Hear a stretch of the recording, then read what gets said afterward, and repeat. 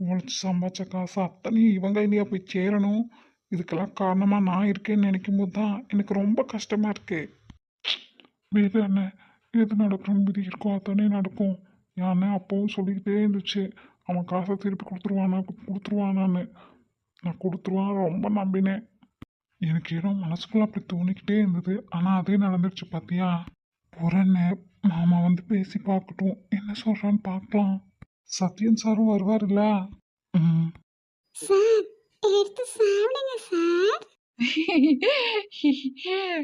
சரக்கு வச்சிருக்கேன், இறக்கி வச்சிருக்கேன், கருத்த கோழி மிளகு போட்டு வறுத்து வச்சிருக்கேன்.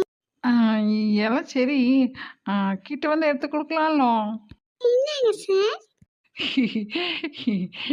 10 ரூபாய் தாரேன், ஒரு உடப்பத்தட்டும் தாரேன், நீ ஒத்துக்கிட்டு வாடி நம்ம விட பக்கம் போவோம்.